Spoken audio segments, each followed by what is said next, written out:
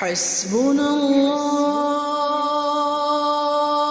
ونعم الوكيل.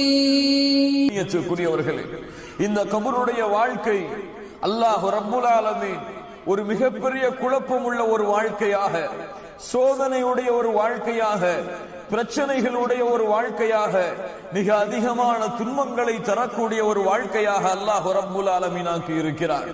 அல்லாஹ்வுடைய தூதர் முஹம்மது ரசூலுல்லாஹ் ஸல்லல்லாஹு அலைஹி வஸல்லம் அதன் காரணமாகத்தான் சொன்னார்கள். சுனன் தாரமியுடைய அறிவிப்பு, இன்னி அராக்கும் துஃப்தனூன ஃபீ குபூரிக்கும் கஃபித்னத்தித் தஜ்ஜால்.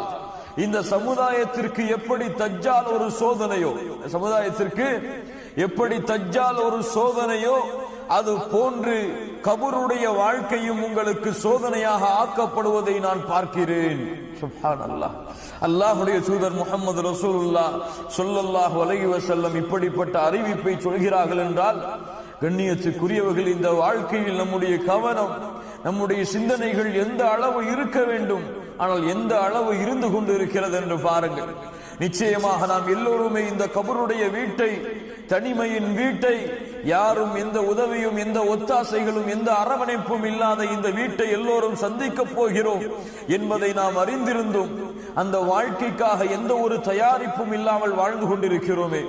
அரபி கவிதைகளிலே அழகாக சொல்லுவார்கள்,